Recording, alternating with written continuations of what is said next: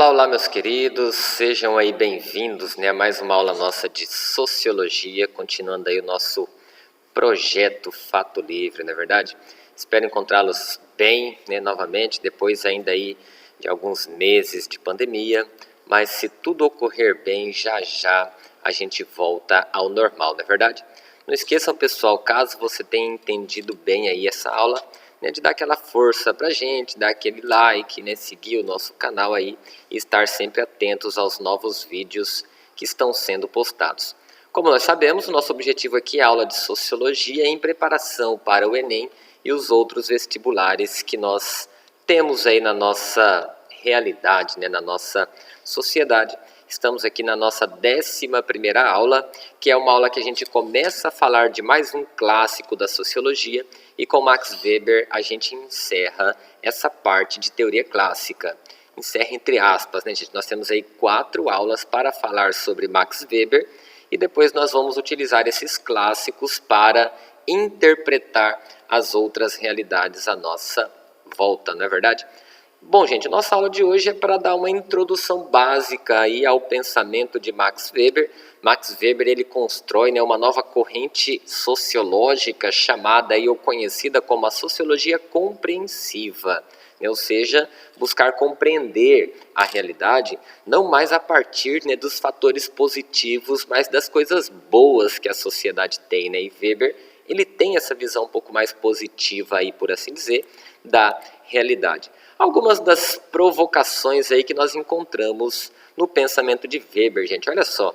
Poder é toda a chance, seja ela qual for, de impor a própria vontade numa relação social, mesmo contra a relutância dos outros. Weber ele vai dizer aí essa máxima dentro de um contexto social onde as relações se constroem a partir da lógica do poder. E vamos falar futuramente sobre essas relações de poder, como Weber compreende essas relações de poder. Bom, gente, Weber ele é um pensador alemão, que ele vai, durante o meados aí da sua vida, ele vai visitar os Estados Unidos, e aí nessas relações entre a sociedade europeia e a sociedade americana, ele vai buscar aí, a partir das suas análises, compreender, interpretar como a realidade e a sociedade se constrói. Fundador da sociologia compreensiva, o que nós vamos buscar entender, ou pelo menos começar essa conversa hoje, nem terminar aí nas próximas aulas que virão. E a sociologia compreensiva tem basicamente esse pressuposto: compreensão da realidade a partir dos tipos ideais. Gente, tipos ideais. Aqui já tem uma teoria que Weber propõe. A nossa sociedade moderna ela vai se construir a partir dessa proposta, dessa provocação, que ele vai chamar de os tipos ideais. Como o próprio termo sugere, o que Weber pretende com isso? A partir da realidade concreta, a partir da realidade como nós a percebemos, nós vamos pensar qual seria a melhor forma de viver, qual seria a melhor forma de se comportar, qual seria a melhor forma de agir. Então, a partir daí, nós temos essa percepção. O pensamento de Weber ele está totalmente voltado para a análise do comportamento do indivíduo perante a sociedade que ele vive. Aqui nós já temos uma certa crítica ao pensamento de Durkheim, por exemplo, porque Durkheim, quando vai tratar dos fatos sociais, ele vai dizer que é o coletivo que de certa forma, se impõe sobre o indivíduo. O Weber vai dizer, a partir das relações individuais, que numa outra aula a gente vai chamar de ação social, a partir das ações individuais é que a sociedade se constrói, certo? E aí, pessoal, nós temos aqui algumas das características da sociologia compreensiva. Primeiro, o grande ponto de partida, qual que é a pergunta que Weber tenta responder? O que nos motiva a agir em sociedade? Quer dizer, pessoal, nós estamos agindo o tempo todo. Se você parar para analisar, até quando você acha que não está fazendo algo, você está fazendo algo. Ou seja, nós agimos o tempo todo. A questão é, o que motiva as nossas ações? Ou seja, a realidade social ela é fruto dessas interações, né? E qual é o sentido, vamos dizer assim, o sentido que nos motiva a agir. Porque quem vai atribuir sentido às ações é o próprio indivíduo, como diria, né, o próprio Weber. Apesar que a sociedade interfere, mas é o próprio indivíduo que vai definir qual é o sentido das tuas ações. É só você parar para pensar, gente, o próprio ato de estudar. Nós temos aqui a possibilidade de desenvolver um conhecimento voltado para um objetivo bem específico. Qual que é o objetivo específico desse encontro nosso? O objetivo específico é o Enem. Né? Só que nem todo mundo dá tanta importância assim para o Enem. Mas a sociedade valoriza o Enem. Se você parar para analisar bem, nesse sentido, né, nós temos, socialmente falando, nós temos uma importância muito grande da educação na construção da sociedade. Só que tem gente que não quer estudar. Ou seja, é cada indivíduo que atribui sentido às tuas ações. Né? Então é isso que Weber vai definir aí. Nas outras aulas nós vamos falar sobre a questão das ações sociais que contribuem no processo de dominação. Né? Então aqui é o primeiro passo para a gente entender o que é a sociedade. Então esse pensamento de Durkheim, ele se constrói a partir da crítica que o próprio, de Weber, a partir da crítica que o próprio Weber estabelece sobre o pensamento de Durkheim. O que Weber vai dizer? Vai dizer mais ou menos assim, né? Não com essas palavras, mas mais ou menos assim. Durkheim errou quando colocou o foco do seu pensamento na coletividade.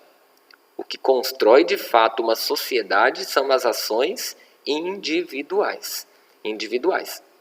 Certo? E a partir daí, ele vai defender essa tese. A sociedade se organiza a partir das ações individuais, que tendem a construir as relações sociais, as relações coletivas. Ele não está negando aqui a existência de ações ou reflexões coletivas, mas o ponto de partida de toda a construção é exatamente essas ações individuais. Essas ações individuais, pessoal, tem um nome, né? Uma segunda teoria que a gente pode encontrar aqui, a teoria das ações sociais, né? As ações sociais. E para Weber, só tem 4 tipos de ações sociais, né? A ação tradicional, ou seja, quando o indivíduo age a partir de relações tradicionais. A ação afetiva, quando o indivíduo age, né, o que motiva a ação do indivíduo é algum sentimento, afetividade. Né? Nós temos também a ação social racional. A racional se divide em 2 partes, né? Ou fundamentado em valores racionais, tipo competência, responsabilidade, amizade, família, que também tem relações aí, por assim dizer, com a questão afetiva e tradicional, mas baseado em valores morais, ou essa ação racional pode estar visando uma finalidade, né? Ou seja, um objetivo a se alcançar. Essas ações, pessoal, elas não precisam estar separadas, necessariamente separadas, mas elas são elas, né, que motivam nós a agirmos. Voltando ao mesmo exemplo aqui, estamos estudando, ou seja, posso dizer, estou estudando porque a tradição no Brasil diz que eu tenho que estudar, né? A tradição cultural diz que eu tenho que estudar. Eu posso estudar porque eu gosto de estudar, afetividade eu gosto, ou porque educação é um valor moral, ou porque eu quero passar no Enem, ou por todas ao mesmo tempo, ou por apenas 3 ao mesmo tempo. Certo? E a partir daí, nós temos já um pontapé inicial para entendermos o que é a sociedade, segundo o próprio Max Weber. Certo, gente? Bom, para esse primeiro passo, né, da nossa conversa, vamos resolver aqui um exercício sobre isso que nós acabamos de falar, para saber se isso ficou, né, de forma muito tranquila e consciente aí nas nossas cabeças. Isso aqui é uma questão que foi aplicada numa prova da Unicentro. Max Weber, um dos fundadores da sociologia, tinha amplo conhecimento em muitas áreas afins a essa ciência, né, a sociologia. Quer dizer, além da sociologia, ele também falava de economia, ele falava de direito, ele falava de política, ele falava de filosofia, ele tem conhecimento em todas essas áreas afins. Assim, ao analisar o desenvolvimento do capitalismo moderno, buscou entender a natureza e as causas das mudanças sociais ou da mudança social. Em sua obra, existem dois fundamentos, dois conceitos fundamentais. E quais são esses conceitos fundamentais? Ele fala de cultura e tipos ideais, ele fala de classe, proletariado, anomia e solidariedade, fato social e burocracia, ação social e racionalidade.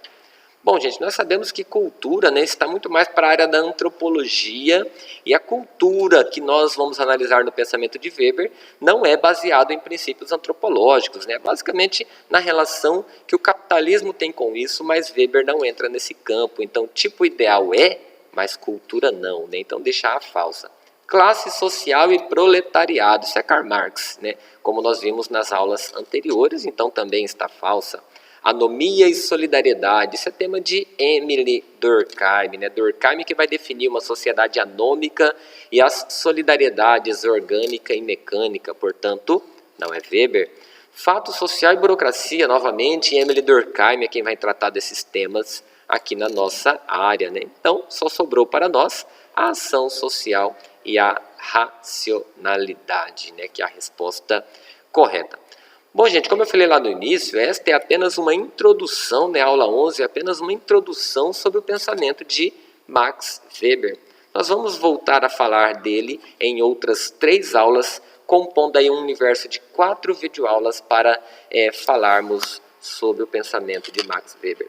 Então, aguardo você até a nossa próxima aula, completando aí, aprofundando um pouco mais a nossa consciência sobre o pensamento desse autor, que é um clássico da sociologia. Bom, meus queridos, desejo aí que vocês continuem bem e estejam aí animados para a nossa próxima videoaula. Forte abraço, fiquem na paz e até lá. Tchau, tchau.